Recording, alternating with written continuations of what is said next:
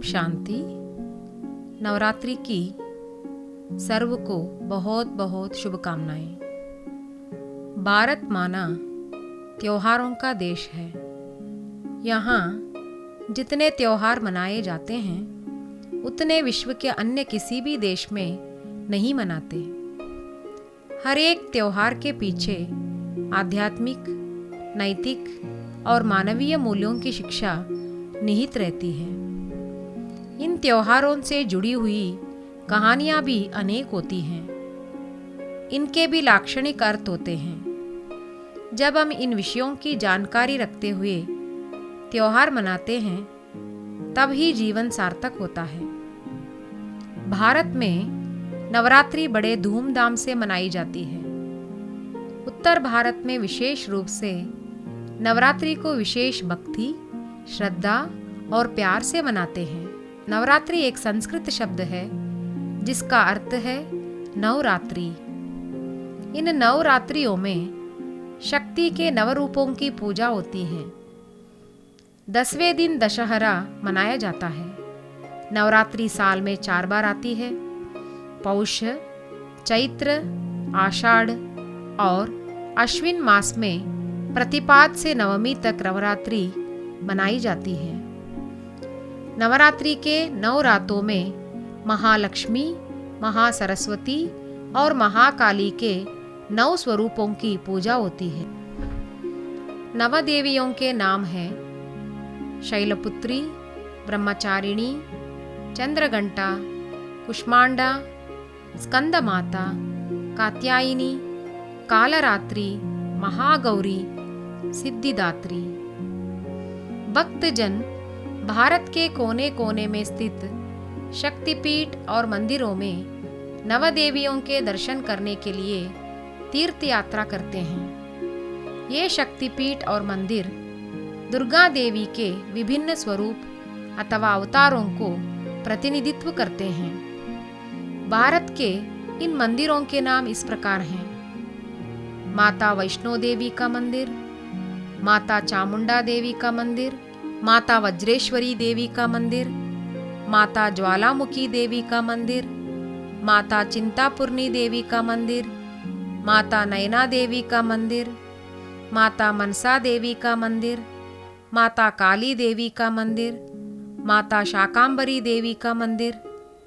आधुनिक भारत में भक्तजन अपने अपने राज्य व प्रदेशों में इन देवियों के तद्रूप मंदिरों का निर्माण करके पूजा कर रहे हैं। इस प्रकार भारत के विभिन्न भागों में जाकर माता के दर्शन करने के बदले में अपने अपने प्रांतों में ही प्रसिद्ध शक्ति मंदिरों का निर्माण किया जा रहा है। नवरात्रि भारत के विभिन्न भागों में विभिन्न रीति से मनाई जाती है। गुजरात में नवरात्रि बहुत धूमधाम से मनाते हैं। गुजरात और राजस्थान के लोग डांडिया और गरबा नृत्य करने के द्वारा अपनी खुशी व्यक्त करते हैं। रात भर यह सिलसिला बना रहता है। पश्चिम बंगाल में नवरात्रि बड़े वैभव से मनाई जाती है। कलकत्ता काली के नाम से यहाँ देवी दुर्गा प्रसिद्ध हैं। दक्षिण भारत में कर्नाटक के मैसूर शहर में दशहरे को बहुत धूमधाम से मनाते हैं। मैसूर के महाराजा चामुंडी देवी के परम भक्त हैं। बहुत ही वैभव के साथ यहाँ दशहरा मनाया जाता है। इस वैभव को देखने के लिए देश विदेश के लोग हर साल यहाँ आते हैं। वास्तव में मनोविकार ही मानव के असली शत्रु हैं। इन विकारी गुणों को असुर कहा जाता है। इन दुर्गुणों को असुरों के रूप में चित्रित किया गया है। कलयुग के अंत में मानव मात्र काम, क्रोध, लोभ, मोह, अहंकार रूपी असुरी गुणों के वश होकर महापापी बन जाते हैं। इस कारण से मानव जीवन अत्यंत दुखमय बन जाता है। सबको दुख से मुक्त करने के लिए निराकार ज्योति स्वरूप शिव परमात्मा स्वतः धरती पर अवतरित होते हैं। परमज्योति स्वरूप परमात्मा को अपना शरीर नहीं है। इस कारण वे प्रजापिता ब्रह्मा के शरीर में परकाय प्रवेश करते हैं। इसे अवतरण कहा जाता है।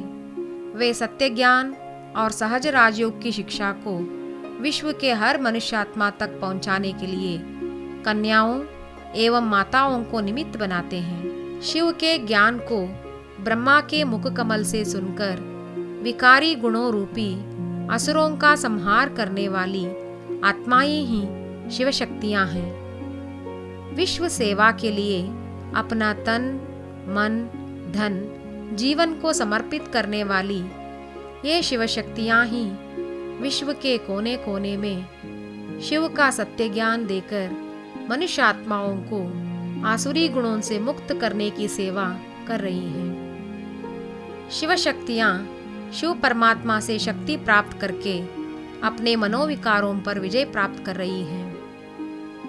अन्य आत्माओं को भी शिव का सच्चा परिचय देकर मार्गदर्शन कर रही हैं। विकारी गुणों रूपी असुरों का संहार करने के कारण इन्हें ही दुर्गा कहा जाता है।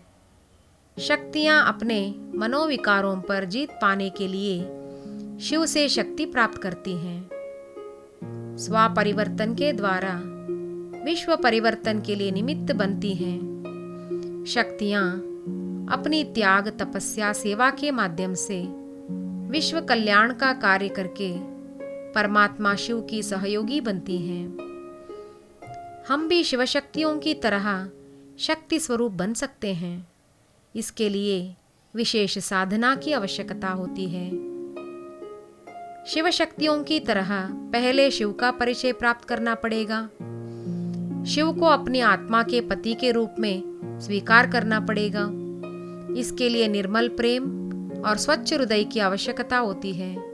हमारे अंतर में निहित दुर्गुण रूपी असुरों का संहार करने के लिए शिव परमात्मा से योग शक्ति प्राप्त करना होगा। शिव के ज्ञान और योग बल से शिव शक्ति बनने की प्रेरणा नवरात्रि हमें देती है। नवरात्रि के इस शुभ अवसर पर हम भी शिव शक्ति बनने की विशेष साधना करेंगे। इसके लिए दुर्गा देवी के नव रूपों को एक एक करके समझना होगा।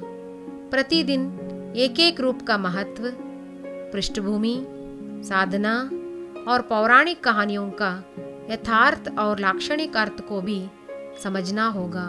ओम शांति।